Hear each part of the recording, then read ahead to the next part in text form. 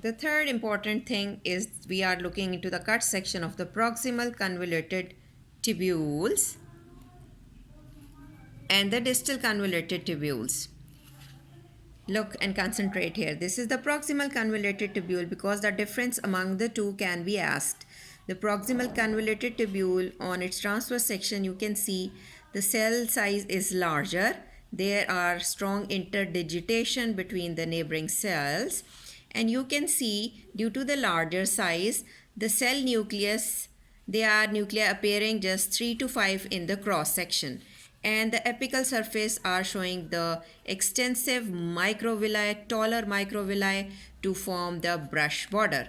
And the basal region of the cell are showing the basal striation due to the alignment of the mitochondria inside, and the intensity of this intensely acidophilic cells are due to its extensive mitochondria inside.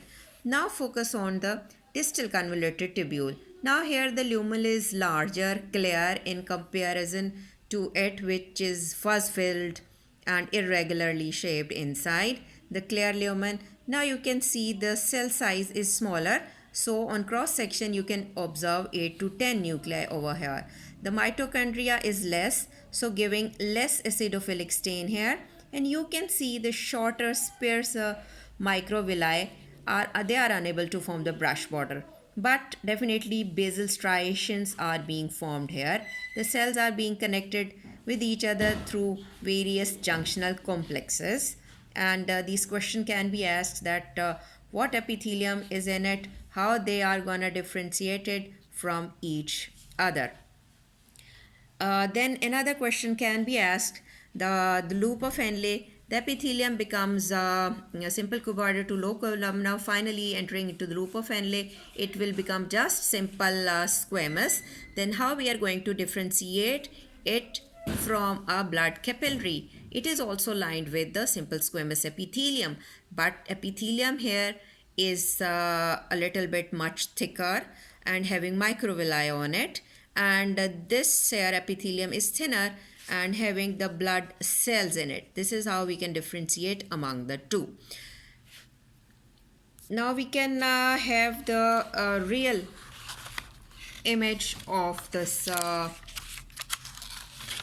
the tissue of the microscopic view. We can check it out that how they are appearing in a real microscopic view. Because we see the cut section, we can see this is the tuft of capillary, the cortical region, the nephron, glomerulus, and these are the convoluted tubular parts here. And then we will see on the whole picture. Yeah, this is a very good picture. If I would show it to you, this above is the capsule. This portion up to here is the cortex. You can see the rounded appearance of the glomeruli in it and the convoluted parts of the tubules in it. Then you can see the straightened running tubules in the medulla. No glomeruli over there. The parallelly arranged blood vessels are also there. They are projecting as medullary rays inside of this cortex. So very good picture to understand. Now we have to learn another important thing we call about the blood supply, how it appears, because it's very important to study about the blood supply. And for this we should concentrate on a figure, very well elaborated. So see here that this is the renal artery entering through the hilum into the kidney structure and becoming the segmental artery by giving branches inside. Then it becomes the interlobar artery. Then it has to curve over the base of the pyramids to become the arcuate artery. Now from here they give rise to the interlobular arteries, later on intralobular, and then they become the efferent arteriole. Then becomes the tuft of capillaries, exit at efferent arteriole. The efferent arteriole Basically, if you consider this afferent and this is efferent, so what it is going to do? Focus on this written words. The efferent arteriole are forming the peritubular capillaries, which are associated with the convoluted tubules, either proximal or distal. And the next thing, what they are doing, they are forming a tussle-like vasa recta associated arrangement of the blood vessel along with the loop of Henle.